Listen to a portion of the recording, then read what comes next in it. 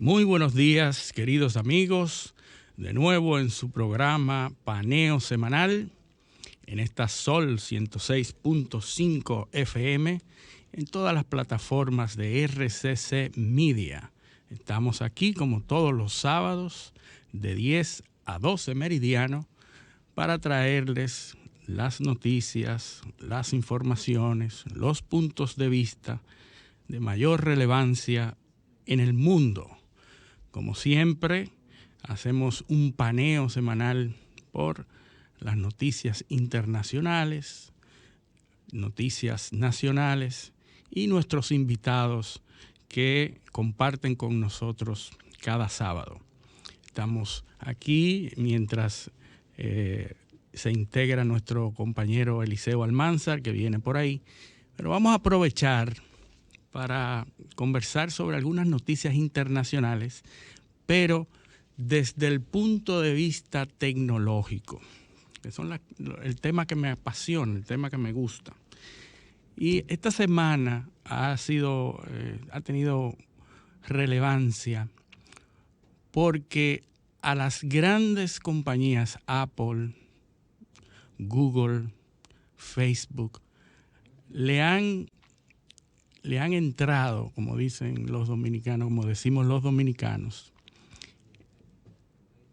multas tras multas, golpes tras golpes. ¿Por qué digo esto? Apple ha sido criticada ampliamente porque Apple tiene una iniciativa de detectar en sus sistemas operativos cuando en esos dispositivos se encuentra material que pudiera ser ofensivo, material de pornografía infantil. Apple ha argumentado que sería de mayor provecho si el sistema operativo como tal de esos dispositivos pudiera detectar cuando en esos dispositivos se guarda informaciones, fotos que pudieran ser ofensivas, que pudieran ser ilegales. La pornografía infantil es ilegal, es un mal que nos agrede en el mundo entero. Todo el mundo está en contra de la pornografía infantil y ya los organismos internacionales han determinado el combate a esta práctica. Pues Apple ha decidido que va a modificar sus sistemas operativos para que el dispositivo de manera autónoma detecte cuando en esos dispositivos hay material. ¿Qué es lo que pasa con esto? Amén de las argumentaciones de Apple de que lo hace para eso, ¿qué es lo que está en peligro? Está en peligro la privacidad, porque cuando un sistema operativo haga acciones detrás de las intenciones de un usuario, ya sea tratando de ocultar un contenido o no el usuario, pues se da la oportunidad de que esas grandes compañías también detecten cualquier otro material que se encuentre en esos dispositivos y que pueda hacer mal uso de esa información, o no necesariamente el mal uso, pudiera ser un uso comercial por detrás de las intenciones o por detrás del consentimiento del dueño del dispositivo. Es decir, el mundo está alerta ante la implementación de un sistema como este, que aparentemente es un sistema que pudiera ser muy útil para detener las actividades criminales, pero también pudiera ser utilizado para fines no informados o para fines no explícitamente dichos por la compañía. Eso es lo que está pasando también, porque eso es con Apple, pero tiene mucho que ver con lo que está pasando también con WhatsApp. WhatsApp, que es la propietaria de WhatsApp, es la compañía Facebook, ha sido multada ya hace un par de años que fue multada con la cifra récord de una multa, una gran compañía de tecnología, ha vuelto a ser multada en Europa con alrededor de 230 millones de dólares. 230 millones de dólares, 230 millones de euros, 265 millones de dólares. Otro récord de una multa para cualquier compañía ha sido multado en Europa precisamente porque la compañía no ha planteado ni ha dado explicaciones de cómo utiliza la información de WhatsApp en su matriz Facebook. Es decir, no ha podido demostrar que los datos que recaba de las transacciones de WhatsApp no han sido utilizadas en Facebook para cualquier otro medio comercial, para cualquier otro fin comercial. Quiere decir que por asuntos de privacidad ya tenemos una multa que ha sido impuesta a WhatsApp por el uso supuestamente de información de lo que se produce en WhatsApp y el compartimiento de esta información en Facebook. Es decir, WhatsApp es propiedad de Facebook y las informaciones que recauda en WhatsApp están siendo compartidas alegadamente en Facebook para otros fines comerciales.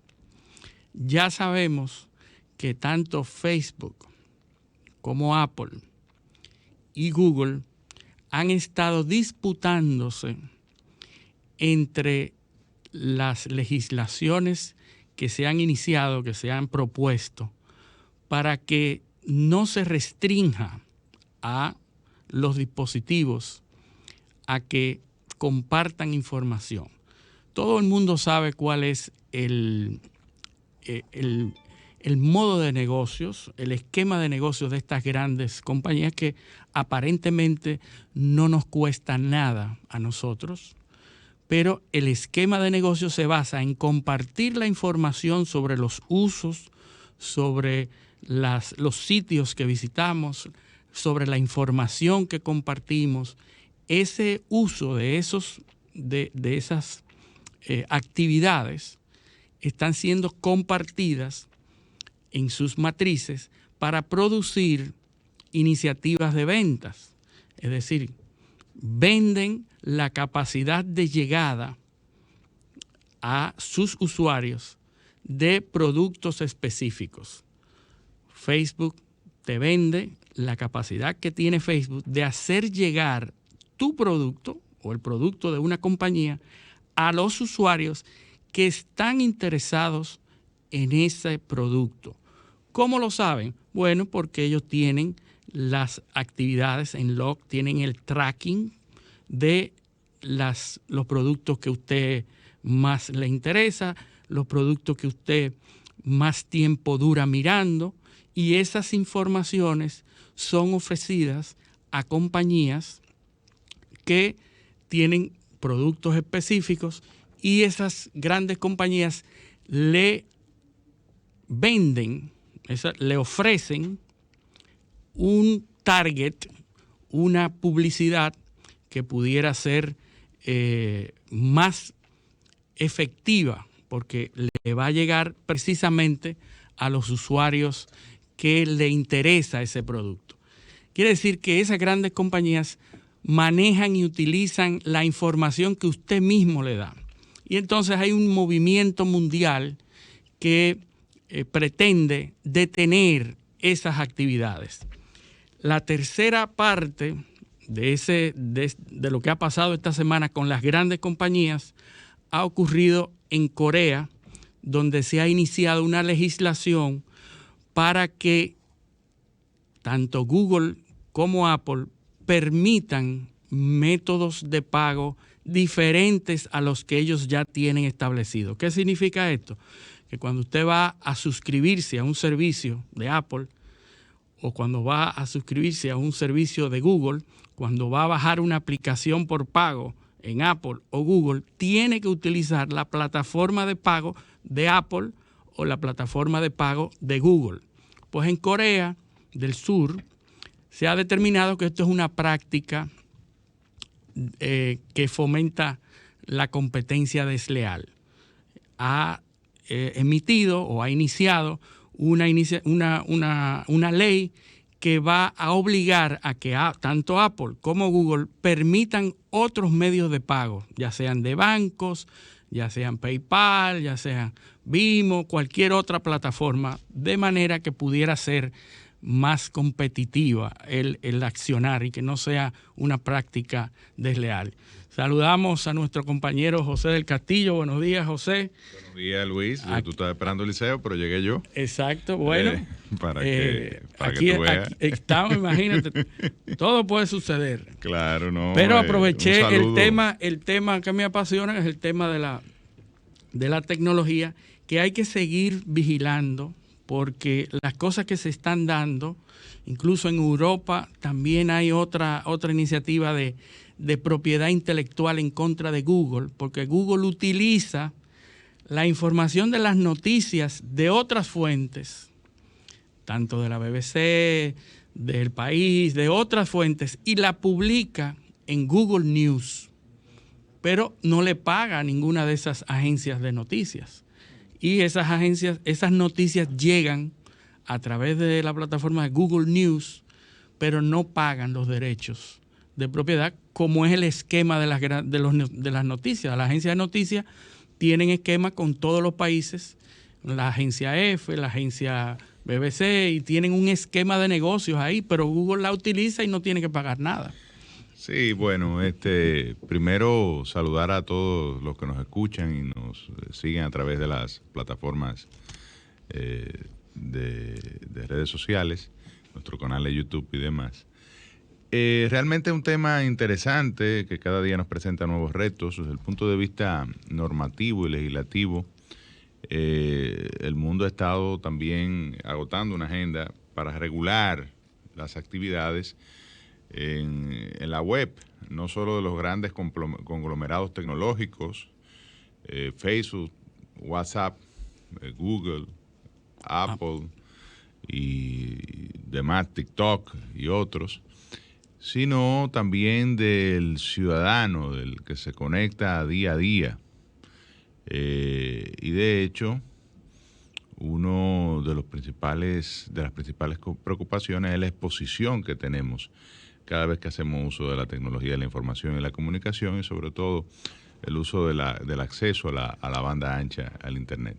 Realmente lo de Google yo lo podría entender si hay un beneficio para el medio de que Google haga eso. Google es uno de los motores de búsqueda con más suscriptores o más utilizado en el mundo entero.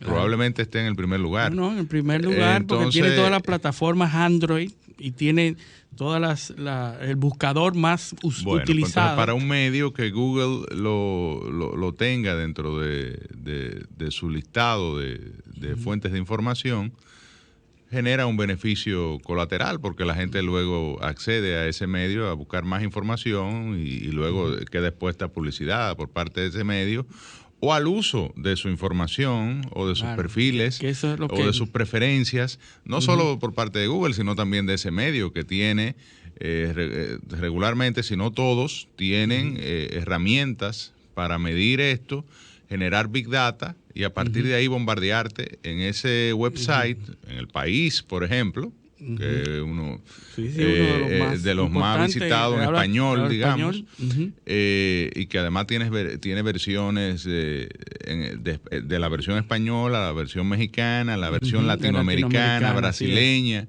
es decir, distintas versiones del mismo medio, del website. Es muy probable que haya una herramienta tecnológica que mida tus preferencias cada vez que tú te conectas, sobre todo si abres una cuenta, y a partir de ahí te diseña un paquete de publicidad que está adaptada a tus preferencias. Entonces todo eso es un debate, lógicamente. Sí, no, y se va a ir regulando con el tiempo, porque si tú te fijas, todos estos media outlet, que así que se le llama, o news outlet. Son agencias cuyo negocio es producir y publicar noticias. Todas estas agencias ya han desarrollado su propio medio de producción de noticias. El País, la BBC, el Washington Post, el New York Times, han desarrollado su propia plataforma. Y en la mayoría, han desarrollado el esquema de negocios. Hay una cosa que se llama the paywall, la pared de pago, que es cuando hay una noticia de cierta importancia, te dejan ver el título y después te ponen una pared, por eso se llama the paywall, una pared que te impide ver más la noticia hasta que tú te suscribes y pagas. Y entonces es un interés de estos medios de adaptarse a la modernidad, adaptarse a los nuevos tiempos, producir dinero que no es como antes el periódico impreso era el medio de todas esas grandes corporaciones de subsistencia. Pagaban vendían el periódico y pagaban los anuncios, las noticias y todo eso. Ahora, estas grandes corporaciones de noticias tienen su forma, su esquema de negocios montado a base de suscripciones para ver las noticias.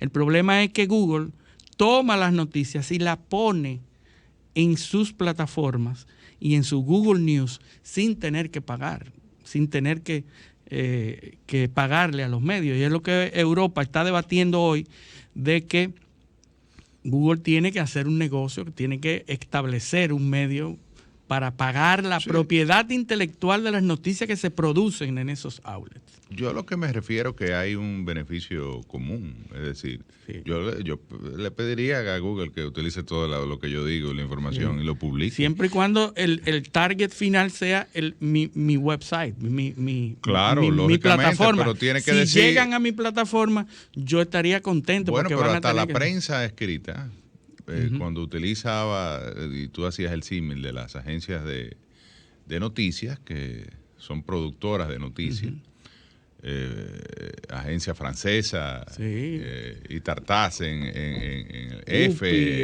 UPI, realmente vendían la noticia. Incluso había tarifa por la pieza, es decir, por la pieza. Tiene su esquema de negocio con los medios locales. Claro.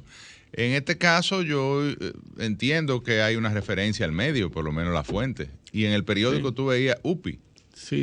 F, pero había un pago. Para salir en el listín diario una noticia, una pieza de F. Habría que ver si estos medios prefieren que le paguen una tasa cada vez que se usa una noticia de ellos, o si estarían dispuestos que Google los baneara el asunto es que eso no es posible bajo las leyes de competencia y de monopolio. Porque Google debe manejarse de manera neutral. Correcto. Pero esto es un movimiento que viene a lo que nos tenemos que preparar. La legislación se va preparando con el tiempo, se va adaptando, van a ir saliendo los arreglos. Claro. Y yo entiendo que... Y tú decías algo muy importante ahorita, el tema de la protección de datos personales y a la vez cómo controlar la ciberdelincuencia. Exacto.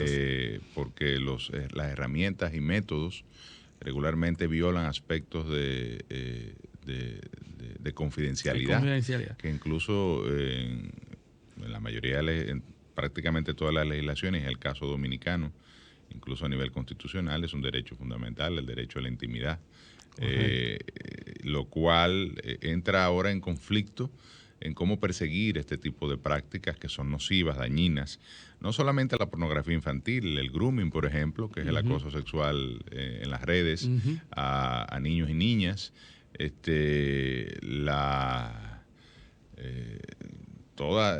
y las prácticas de estafa, de robo de datos personales, o sea, toda la criminalidad que se da en la red, que yo he dicho en muchas ocasiones, haciendo un símil, que la red es un reflejo de la vida cotidiana y real. El crimen que se da, o la actividad criminal que se da, vamos a decir, de manera real, física. De manera, digamos, convencional. Convencional. Tiene un espejo en la virtualidad. En la virtualidad.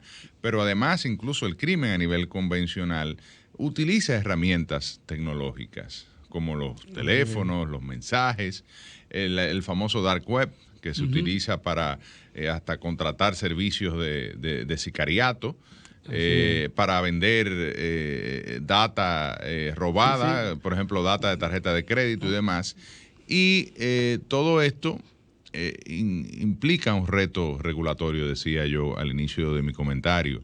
La República Dominicana ha estado inmersa en varios esfuerzos que iniciaron con la publicación, con la adopción de la Política Nacional en materia de ciberseguridad, luego la creación de los organismos que la están implementando, específicamente el Consejo Nacional de Ciberseguridad, que agrupa una serie de instituciones que tienen que ver con el tema de uso de la tecnología y que tienen que ver con los temas de seguridad. Ya el funcionamiento del CIRS nacional, que es el Centro de Respuesta ante Incidentes en materia de seguridad y de alerta, y que sirve para también diseñar estrategias de respuesta ante posibles ataques en materia cibernética. Y hay un CIRS en el área financiera especializado, porque el área financiera es atacada de manera especial diariamente por gente que busca obtener dinero a través de diferentes formas. La más común es el phishing, es decir, que te llega una información sobre, tiene que actualizar su dato de tarjeta de crédito. Te hacen pensar que es de tu institución financiera. Claro, tiene toda la construcción, el correo, la página a la cual te dirigen, como si fuera tu información financiera, y te piden todos tus datos, y tú, pensando que estás interactuando con tu banco, pues tienes que actualizar los datos personales, por ejemplo. Y le das todos tus datos y resulta que es un tipo que te está obteniendo tu información para luego robarte tu dinero a través del uso de tus tarjetas o cualquier otro medio. Entonces, realmente hay un CECIR militar también. Hay un CECIR militar en el Ministerio de las Fuerzas Armadas. De hecho, incluso hay unas instalaciones muy modernas. Creo que el CSI-5, que se utilizó inicialmente para coordinar la respuesta al tema del coronavirus, y que bueno, que ha tenido otros usos, el tema de también no solamente de seguridad cibernética, sino también el tema de control de la frontera y de otros elementos. Sí, el tema que tú decías es muy interesante, porque siempre va a haber un debate entre la privacidad y la seguridad. Siempre va a haber un balance de privacidad y seguridad. Cuando se favorece la privacidad, se descuida la seguridad, y cuando se favorece la seguridad, es a costa de la privacidad, porque siempre está en un balance esta lucha. Pero lo que en el mundo se está produciendo es una balanza, una línea que divide la privacidad de la seguridad, y es ahí donde están los retos. ¿Qué tanto hacia la seguridad y qué tanto hacia la privacidad? Y otros usos, el uso comercial, y tú lo hablabas al principio. El uso que le está dando WhatsApp a toda la información que luego comparte con Facebook, que es su propietario, y esto lo vimos con los famosos hearings que se le hicieron a Mark Zuckerberg en el Senado de los Estados Unidos, ante el reclamo social y una preocupación de gran parte de la sociedad norteamericana y a nivel global sobre si era ético el uso de esta información, si no violaba aspectos de privacidad, y cómo Facebook, WhatsApp y Google y muchísimas otras aplicaciones que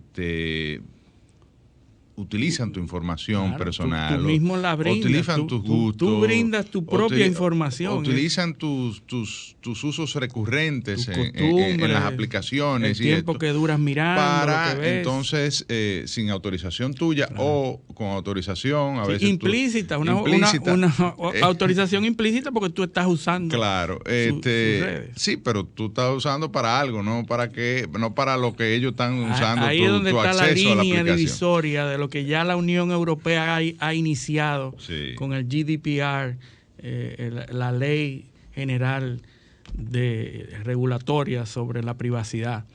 Y ahí donde estamos, en el momento en donde se va a fijar todo eso. Imagínate que ya están utilizando nuestros datos de las actividades que nosotros hacemos diario, a dónde miramos, con quién compartimos, el tiempo que duramos en cada sitio web, lo que vemos, lo que compramos, el tiempo que duramos. Imagínate si... Pero usan nuestras cámaras y nuestros micrófonos. Imagínate, eso, bueno, no está previsto, pero imagínate que pero ahora... hay aplicaciones que lo utilizan. Y nuestra ubicación. La ubicación sobre todo. Pero imagínate que ahora puedan, José, revisar todo lo que tú tengas en el celular, disque buscando pornografía infantil.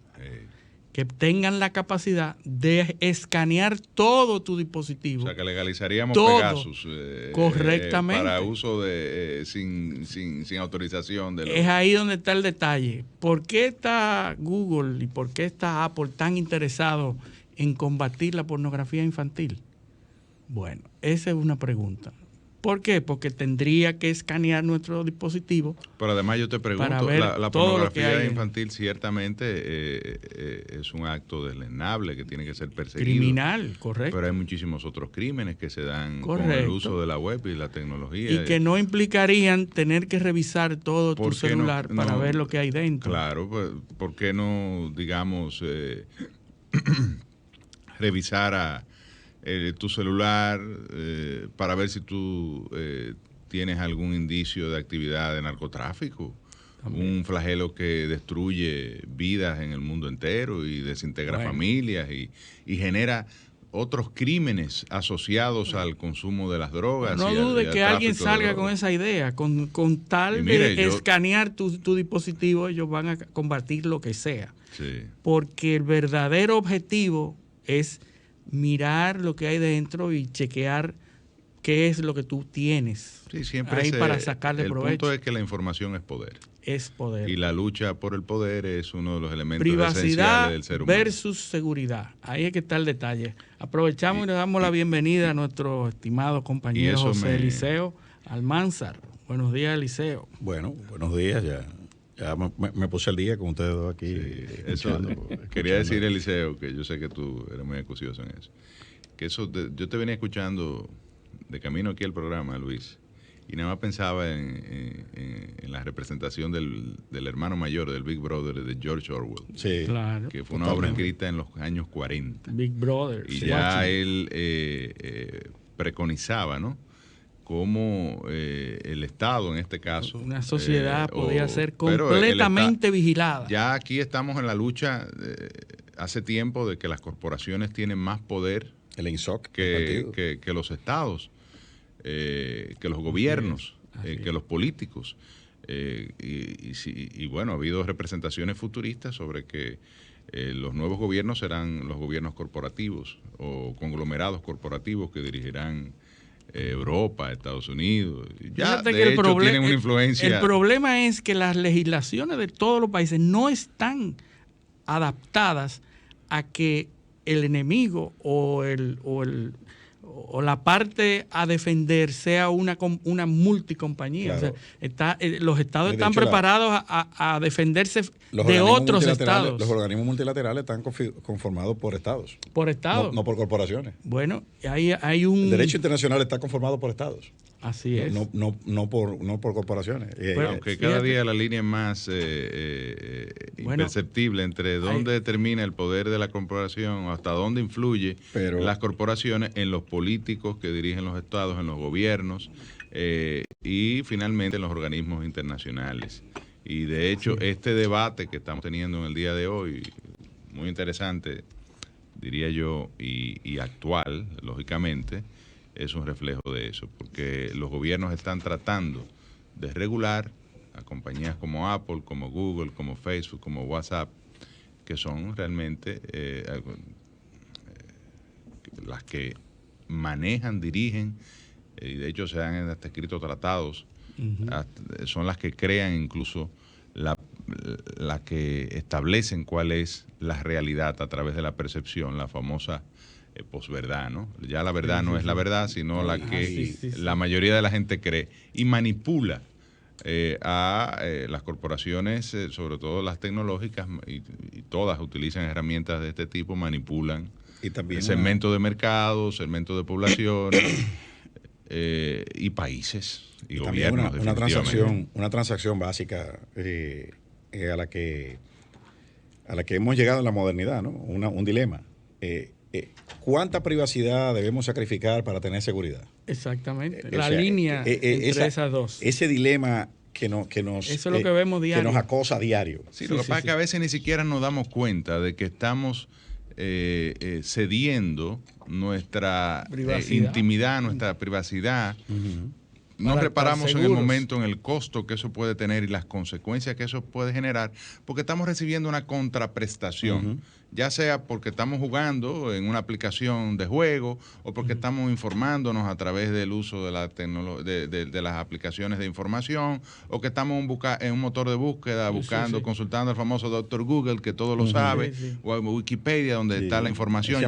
Ese amigo invisible que nos facilita todo. Entonces, esa contraprestación que tú recibes con el uso de la tecnología y de la información, no es gratis. La interrelación social que tú logras, tú crees que es gratis.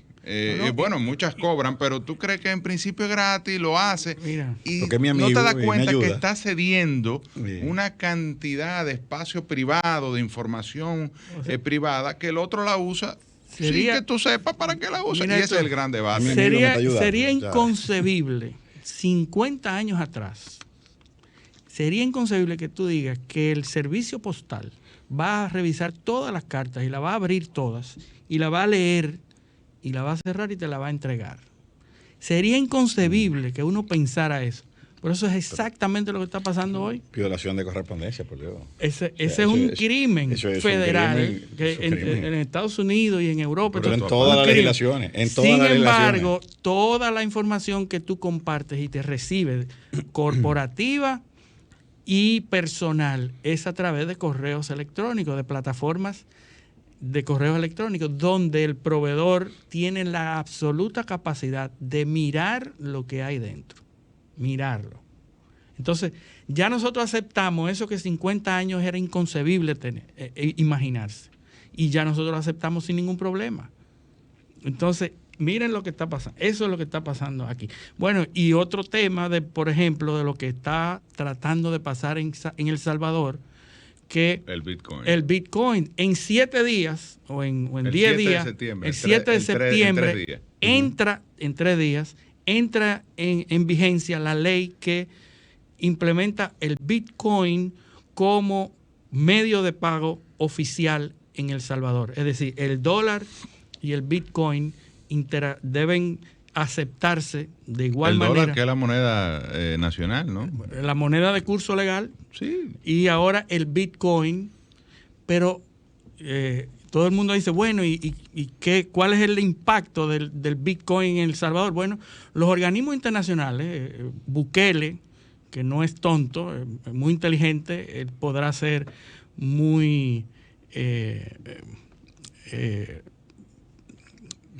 ¿cómo se llama? Mediático. Mercadológico. Parece loco, pero no es. Pero no lo es. Es una persona muy mediática. Ha determinado y ha pedido, por ejemplo, al Banco Mundial que le ayude. Cualquier parecido con la realidad nacional. Pero no, ojalá. O quizás no coincidencia, a lo mejor hay una asesoría detrás de eso. Ha pedido al Banco Mundial. Como un patrón. El Banco Mundial lo único que ha podido decirle en contra de la implementación del Bitcoin es que está en contra del medio ambiente. Es lo único que han podido decirle en contra. El medio ambiente, porque para producir Bitcoin se tiene que utilizar mucha energía, y entonces eso va en contra del ambiente y que por eso ellos no lo van a ayudar. Pero es lo único, porque Bukele dice que al revés de lo que la gente piensa, contrario a lo que la gente piensa, el Bitcoin es para los pobres. Porque las remesas se pueden facilitar sin la intervención de los terceros, de las instituciones mediadoras. Ese es uno de los elementos propagandísticos y bueno y reales, ¿no? Tiene sentido. Que el gobierno de El Salvador ha planteado para justificar la adopción o la legalización del uso comercial. Sí, ilegal no era adopción. Digamos que los comercios acepten, porque hay un tema de obligatoriedad. Es decir, el comercio tiene que aceptar los pagos en Bitcoin a aquellos que quieran pagarle en Bitcoin. Porque era una moneda de curso legal. Entonces, uno de los argumentos es que en el caso de las remesas, las empresas que se utilizan para hacer las transferencias de dinero, pues cobran comisiones. Y que en el caso del Bitcoin, simplemente tú tienes tu e-wallet y tú transfieres directamente sin la necesidad de esas comisiones, por lo menos no tan elevadas como las que cobran los Western Union y qué sé yo, para citar una empresa que todo el mundo conoce, por ejemplo. En los giros de remesas, que ya que El Salvador depende en gran medida su economía, sobre todo el ingreso de divisas de las remesas, tiene una alta población que vive sobre todo en los Estados Unidos y hacen envíos de dinero, igual que pasa, por ejemplo, en el caso dominicano, donde tenemos cerca de 2 millones de dominicanos que viven en los Estados Unidos y que son y en Europa una parte, y que son gran parte del elemento que soporta la economía en términos de ingresos de divisas. Ahora, el tema es que la mayoría de la gente lo que alude es que no ha habido un esfuerzo del gobierno para preparar a la economía y a los comercios. Las últimas encuestas dicen que la gente solo el 4%. El 70 y pico % está en contra del uso del Bitcoin. Lo que pasa es que mucha de esa gente no sabe lo que es. Solamente el 4% sabe lo que es un Bitcoin. Entonces, si el gobierno va a implementar y va a obligar... Dice que no, pero oye, si el gobierno va a obligar a través de una ley a recibir Bitcoin, entonces tiene que hacer una campaña y un ejercicio de educación. Ahora, también se habla de que a la economía salvadoreña estar dolarizada es una forma de que el gobierno tenga otra herramienta de financiamiento y de ejercicio de política monetaria para no depender tanto porque él del dice dólar que va a garantizar y sobre todo de la reserva, de la conversión norteamericana, las decisiones de política monetaria de los Estados Unidos. Habrá que ver, eso dependerá del uso que logre el Bitcoin en la economía de El Salvador, es decir, si realmente se coloca como una alternativa utilizada por una proporción importante de la economía. Yo tengo mis dudas, sobre todo ante el rechazo de esta moneda o de esta decisión que ha tenido el gobierno del presidente Bukele, a pesar de que es un presidente que todavía goza de niveles desproporcionados, o no desproporcionados, pero por lo menos niveles no convencionales de popularidad. Es el presidente más popular del mundo. O con mejores niveles de popularidad, creo que ronda el 80% en estos momentos. Entonces, cuando tú tienes una situación como esta, realmente hay muchos question marks, que llaman los americanos, es decir, muchas interrogantes. No sabemos, otros incluso alegan que lo que está haciendo Bukele es experimentando sobre eventuales medidas que pudiesen terminar incluso con la adopción de una nueva moneda nacional. Y que a ver cómo la economía y cómo la gente recibe este tipo de medidas, es decir, renunciar al dólar, porque con una moneda nacional tú recuperas tu capacidad de ejercicio de política monetaria, pero no es un tema de soberanía a veces, porque no es un tema de amor al país y de tener control, un papel moneda que realmente tenga el escudo de El Salvador. No. Es un tema de fijar las tasas de interés, de poder tener mayor control. Claro, mayor control sobre la competitividad de tus exportaciones, sobre cómo tú incentivar en un momento, establecer políticas que se llaman contracíclicas, es decir, si hay una caída de la economía, tú entonces generas una disminución de tasas de interés a través de la autoridad monetaria, inyecta masa monetaria y genera actividad económica propia de mayor circulante. Entonces, el Bitcoin es todo lo contrario. Todos esos son elementos que... Claro, pero lo que te llamo, evidentemente el Bitcoin es como el dólar, pero peor. Porque el dólar lo controla los Estados Unidos, el Bitcoin nadie. Monetaria, nadie, la economía, el tamaño de la economía global que está soportada en la moneda, en la criptomoneda. Y un elemento, digamos, muy subjetivo. Y muy especulativo. Que es uno de los grandes también problemas que se están debatiendo en El Salvador y que debatiría cualquier economía donde se plantee esta decisión de la volatilidad del Bitcoin. En mayo el Bitcoin tuvo una devaluación importantísima. Ahora la mayor, y ahora se acaba de subir la mayor. Se recuperó. En agosto. Entonces, realmente, y si los países se ponen a una para perseguir el uso del Bitcoin o incluso la producción del farming de Bitcoin, por una medida, vamos a decir, medioambiental, qué sé yo. Una moneda en la que un tweet puede hacer subir o bajar, en que Elon Musk o desplomarse. Elon Musk ha incidido en muchas criptomonedas solamente con un tweet. Desde que él dijo que no iba a permitir que los Teslas se pudieran comprar con Bitcoins, el Bitcoin bajó. Es más, muchos han dicho que Bukele lo ha hecho, que sabe que el Bitcoin no va a tener, que eso no va a tener un impacto, que los negocios no están preparados, que no va a poder obligar a nadie a recibir Bitcoin, a pesar de que la ley lo establece como una obligatoriedad, el que decida pagar. Sí, es un elemento evidentemente mediático. Y desde el punto de vista mediático le ha dado muchos resultados, porque mira como aquí en República Dominicana le hemos dedicado 20 minutos a hablar de eso. Entonces, imagínate el impacto que ha tenido en el mundo esta decisión del gobierno de El Salvador. Bueno, pues, podemos ir a una pausa y regresar con los temas de interés, ¿te parece? Sí, claro que sí. Vamos a una pausa y volvemos. Paneo, paneo, paneo.